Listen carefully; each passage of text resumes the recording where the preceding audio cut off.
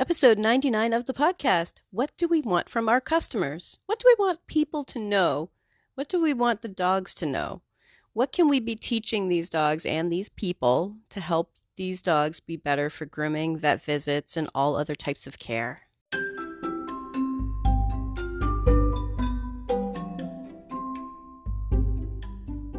You're listening to the Creating Great Grooming Dogs podcast. I'm Chrissy Newmeyer-Smith. I'm a certified professional groomer, a certified behavior consultant for canines, a certified professional dog trainer, and the owner of Happy Critters in Nashua, New Hampshire. And this, my friends and colleagues, is the podcast where grooming and training meet.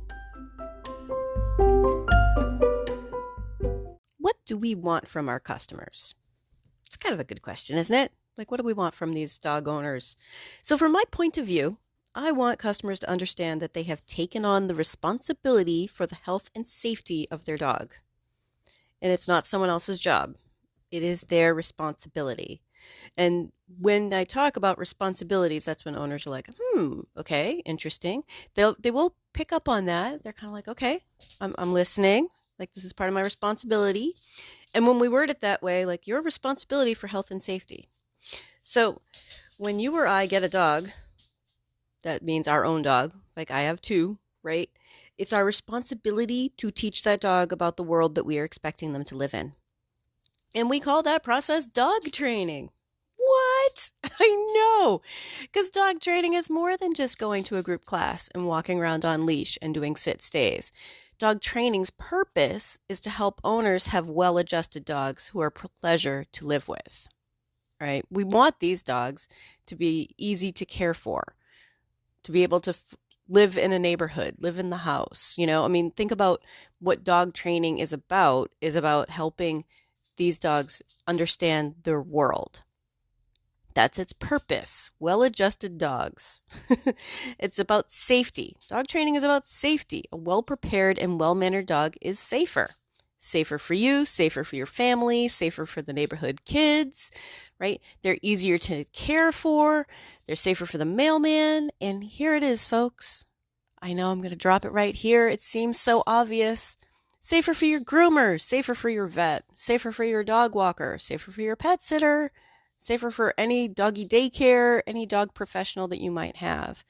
Dog professionals also want safe dogs. And that's part of an owner's responsibilities. So there are times where we need to kind of explain to an owner, you have to train your dog.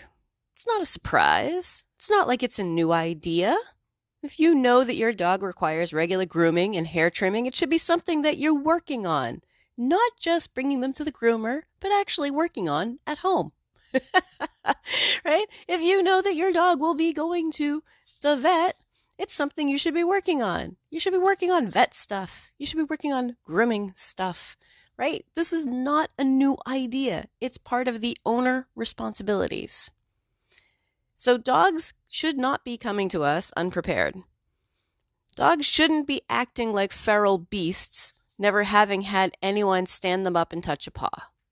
It's ridiculous. It makes no sense to me, but at some point, we really put up with a whole lot of that. And I think professionally what happened was, so I can't speak to a whole lot of time, but in the 80s when I got started, when I was a brusher bather and working at a boarding kennel in 1986,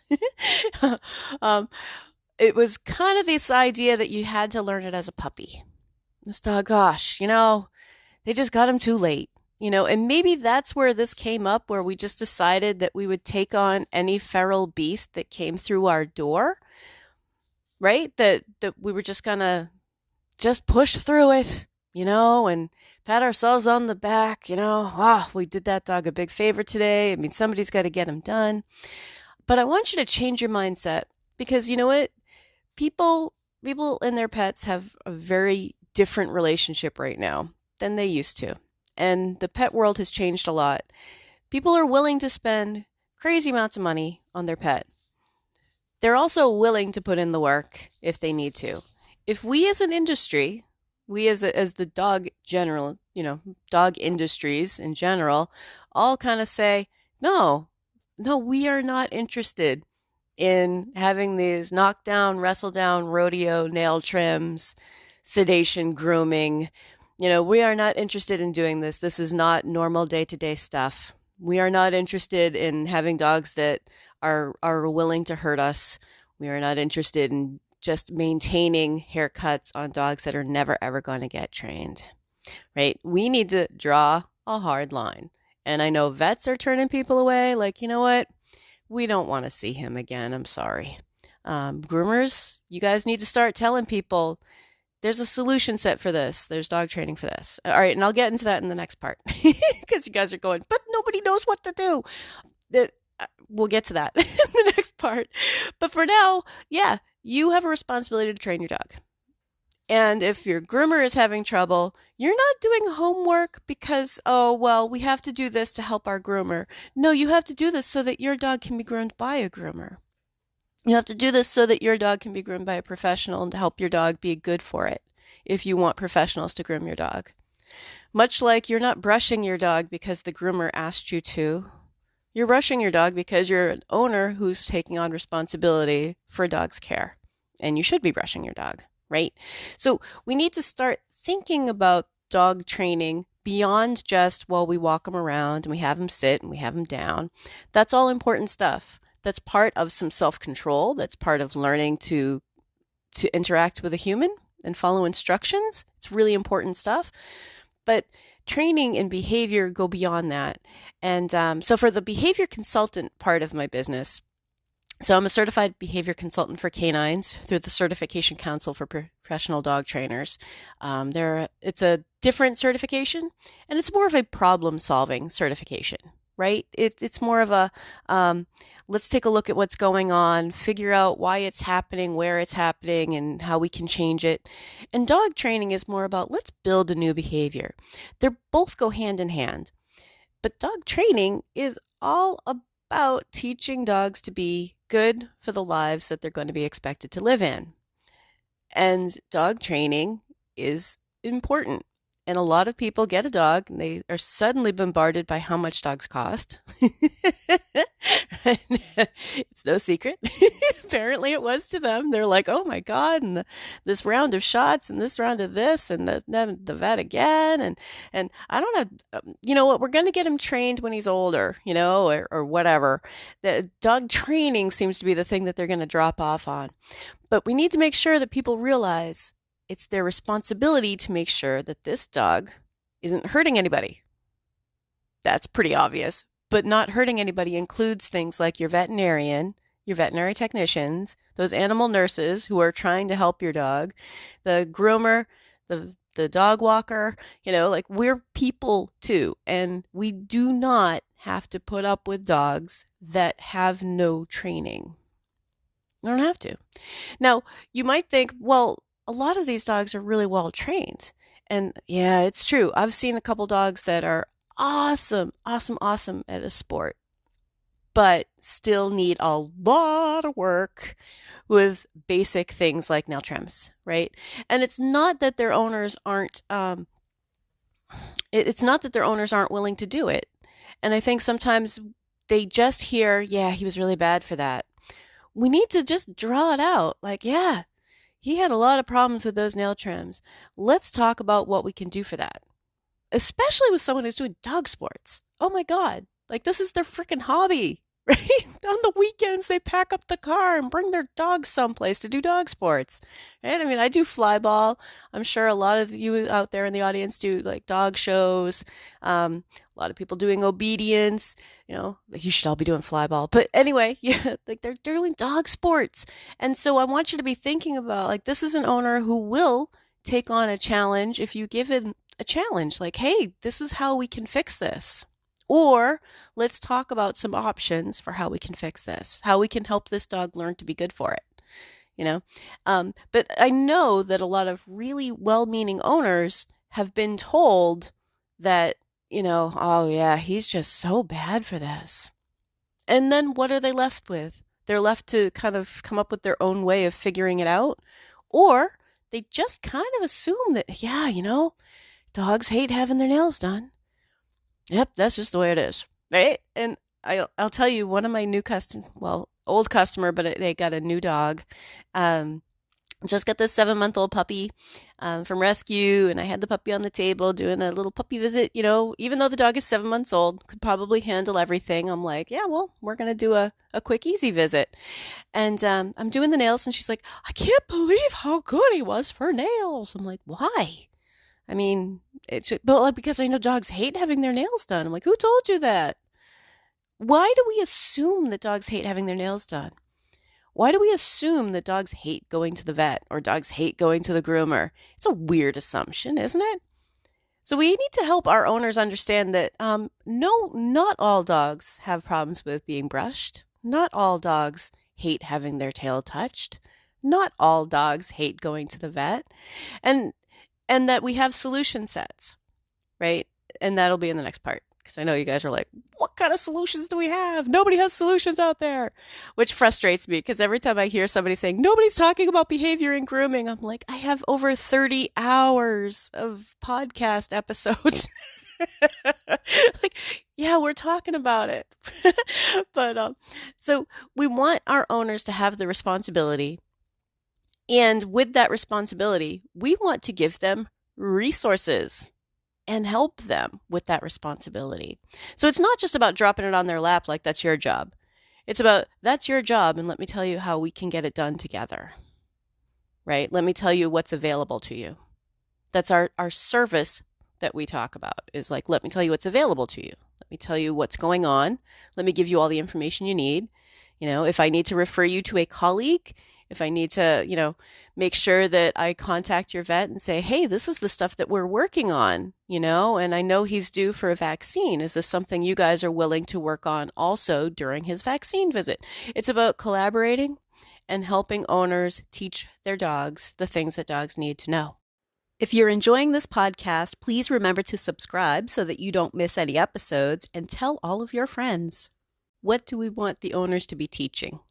I know, this is the part we've all been waiting for. What do we want them to teach their dogs? How do we want them to work on it? And some of the advice that I hear are things like, well, we want him to massage his feet, really get him used to having his feet touched. Or, you can use an electric toothbrush and run that near his head and get him used to that. Here is my problem with that. Is that that's only a part of the component. We also need to tell them that their purpose is to teach the dog to like it. Because that backfires so often that owners go home and they're like, he needs discipline, and some of the words that we use, the verbiage, if you will, like he needs discipline. You need to tell him no once in a while. He's spoiled. If we tell owners that, sometimes they go home and they're like, I'm supposed to touch you with this thing and you were bad for the groomer and I'm so embarrassed. And, no, I'm not touching you with that. No, I'm going to touch you with this thing and I'm doing it. I'm doing the thing that they wanted me to do. Get this under your head. Let me touch you with this thing, right? And it backfires because they're literally going home and teaching him to hate it more. Think about that. Like our goal is calm, comfortable, and cooperative. So we should be expressing that to our owners too. I want him to be calm. I want him to be comfortable with it. And I want him to cooperate with me. So if we're doing it right, if you're at home and you're working with your dog, if you're doing it right, it's about as interesting as watching paint dry. He doesn't get to a point where he's telling you off and you have to tell him no. He doesn't get to a point where he's trying to get away. He doesn't get to a point where he's trying to bite the brush. You don't get to the point where you have to be angry, right? If we're doing it right, it's about as interesting as watching paint dry. Nothing's really happening. And that's perfect because what happens in that moment? In that moment for the dog, I'm being brushed or I'm being touched or someone's touching my feet and the sky didn't fall and the world didn't end and it didn't turn into a great big fight, right? But I want to think beyond some of the more common advice like touch his feet and maybe use an electric toothbrush, something that vibrates, makes a little bit of noise and get that near his head. Because we don't actually do foot massages. I mean, maybe a little bit while we're soaping up a dog, or you think about like, all right, I'm getting that soap in there, and I'm cleaning his toes. Aside from that, foot massage doesn't relate to what we do. So we want dogs to be prepared for the job that's going to happen, not like a little tiny portion of it. So it's not that foot massaging is bad, just that it's such a small incremental step toward what we really need that it's not particularly helpful on its own. Some dogs, that's your first step. You're like, hey, look, I can touch it. Yeah, good, And then it turns into, okay, now I need to massage it a little bit. Oh, good. Now I need to separate out toes. Now I actually need to touch toes. Now I actually need to touch toes with an object. Now I need to flick toes a little bit with my fingernail and make that click sound. Click, click. I don't know if you can hear that. I don't know if my mic will pick that up. But that little click, click sound to get them used to something that's closer to what we actually need to do. But, and here's the big but, I start owners off with no grooming equipment. I want my owners in their living room, on the sofa, and just touching their dog. And I start them off thinking about, okay, well, I just need to be able to touch him all over and have my dog be comfortable with that. And, all right, also telling owners, you should be able to touch your dog anywhere. You should touch him in his private areas. You should touch him on his rectum. You should be able to lift his tail, check his bum, look in his eyes, look in his ears. You should be touching your dog everywhere. Everywhere. There is no place that is taboo, right? You should be touching your dog everywhere because we're going to touch your dog everywhere. And your dog should be used to it. And, these are house pets. You do not want to find out some Sunday afternoon when you're taking a nap in front of the TV and you roll over and touch your dog someplace that your dog doesn't tolerate that. Right? You're snuggling with your dog on the sofa, fall asleep, take a nap, roll over and touch your dog and have your dog go off like a bomb. Like, no, not safe. You should be touching your dog everywhere. So I start them off with just doing some touching and making the dog like it. There's no treats involved. It's just quiet time with us, right? Like, hey, let's just relax. The next step with them is that we start taking stuff off of the coffee table and touching them with random stuff, not grooming stuff. And my purpose for that is because I want them to think, okay, I'm supposed to touch him with things instead of I'm supposed to be brushing. Because once they start brushing, it's really hard to remember what the dog is doing. They're thinking about what their hand is doing, but not necessarily watching what the dog is doing. Whereas picking up a coaster off of the coffee table or a tissue box and just touching them with it and watching how the dog responds to it and help keep them comfortable is so much easier for an owner to do instead of the multitasking of and now be brushing, right? Once they start getting used to this, and it doesn't take very long, right? For many, many dogs, especially for puppies, like, yeah, you're going to spend a couple days touching them with random objects before you get touching them with a brush. It's okay. How many people wait months before they ever touch their dog with a brush? A couple of days is not a big problem in the big scheme of things. So I have them pick up okay, here's the lid for the jar candle. Here's a pen. Just pick up random things. Now, the other thing that does is that the owners are now picking up random objects. The dog is getting used to weird stuff, random objects. How neat is that? Right? Because I don't know about you guys, but my tools all have slightly different look, right? I don't have just one color, just one design, and I like tools. I have a lot of different tools, right? I'm going to be pulling off a lot of different stuff. And if the dog is used to what you touching with me now? Okay. I'm fine with that, right? So we can be pulling stuff off the coffee table and getting them used to that. First off, when we're just hanging out on the couch, right? Second step is having the dog standing on the floor. Get the dog to stand. You can still be sitting on the sofa, or you can sit on the floor with them, right? Have them stand. Start touching them all over. And when I tell owners all over, now that also tells them the kind of things they're going to need to do to be able to touch their dog's inner thigh with a coaster, right? How am I going to get these reading glasses in my dog's armpit. um, so I'll tell you, some owners have asked me, like, but I don't want him to think those things are toys. Like, yes, and that's exactly why I want you to be pulling stuff off your coffee table, because our grooming equipment aren't toys either. You are correct. I do not want him to be sniffing our stuff. Maybe a little casual sniff, like what is that thing? Okay. But no, we're not going to be smearing any of our items with peanut butter. We're not going to be making them excited to lick our brushes. That's not safe. I want them to be thinking, oh, this is just, well, we're going to be touched all over with this thing. Okay. All right. And the lid to the jar candle and the remote control. And these things aren't toys. They're not dog toys. So owners actually are learning more than they think they're learning by going through this process. So they're getting there, they're touching their dogs. Now, the dog's pretty comfortable with all that, so they stand their dog on the floor and work with them. Maybe they're sitting at the sofa, maybe they're sitting on the floor. This is stuff you can do while you watch TV. I usually tell people that, a commercial break is a great amount of time to just work on something so that you don't have to drill on something for half an hour. Spend 2 or 3 minutes, although a commercial break's a lot longer than that, but 2 or 3 minutes here and there. A song on the radio, 2 or 3 minutes. Something's in the microwave, although your dog might really catch on to microwave sounds, meaning dog time. So be thinking about that. When my last dog was a puppy, I used the TV commercials an awful lot, and she cued in on when TV commercials were coming on, and she'd like bounce over, like, what are we going to work on?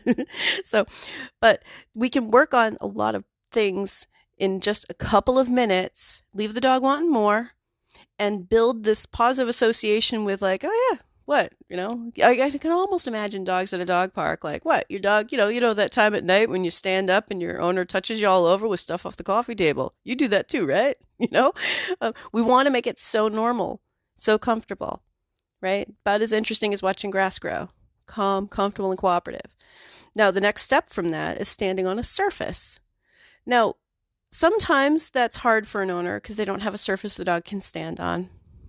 What I have done in the past, certainly you can use the couch if their dog's allowed on the couch. Couch is a good surface because you can just put a chair in front of it and just play grooming shop on the couch. In the past, I've done like a yoga mat on top of a chair. Like the yoga mat becomes kind of okay, when the mat is here, you're able to be up on here with me, right? I've used like the park bench as an opportunity to like, okay, let's get you up on a park bench and have you stand there while I work on stuff. An old coffee table with a yoga mat glued to it, if they really want to like build their own, which would also be helpful for them when they need to brush their dog out if they have a large dog. But we don't need to go too crazy, but just be thinking about like on top of a surface because it feels different.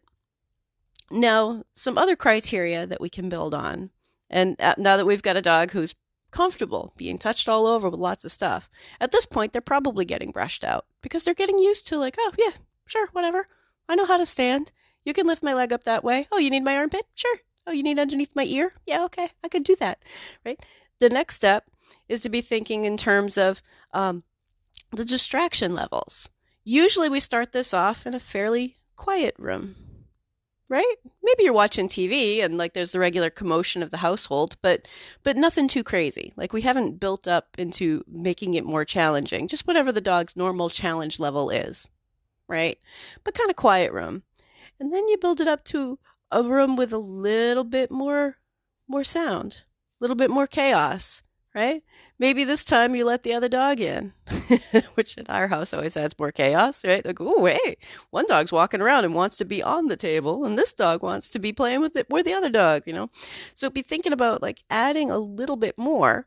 That's kind of an incremental change because the distraction levels at an animal hospital or at a grooming shop are different than at home. So sometimes we only have one dog, but you know what? Get on YouTube and look up some like dog videos with dogs barking. Add some dog barking sounds. And especially if it's a video or something on your phone and you can just turn the volume down. Get them used to like some weird sounds going on. Why not? It's a challenge level that we can do at home that can help prepare them for what could happen in other areas of their life. Now, the last one, and this is the more challenging one, is to have somebody working with your dog at your house, right? One of the owners is there standing the dog, touching him with, by this point, probably combs and brushes and getting him used to it. And someone in the other room turns on the vacuum cleaner. Why the vacuum cleaner? Oh my God, my dog can't handle that. Yeah, you know what, owners? We need you to be able to help your dog through listening to a vacuum cleaner in the other room.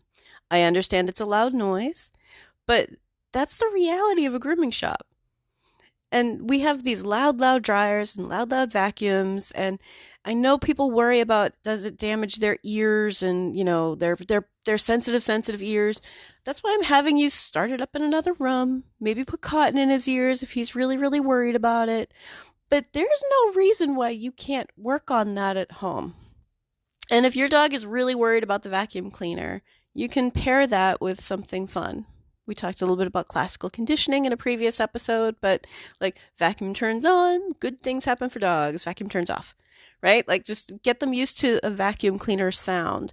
And that could be its own seminar. That could be its own weekend seminar, for goodness sakes, not just a passing sentence or two in a segment. But I want you to think about getting them used to this background noise that's a little bit closer to what they're going to experience. Now imagine that dog who has been kind of used to they're going to turn on the vacuum in the other room. And I stand and I'm being touched all over with stuff and some of it's brushes and stuff. How do you think that dog is going to respond at the grooming shop and at the vet's office? Right? This is a dog who's prepared pretty well, right? They're really learning a good amount about being handled all over, being touched with stuff.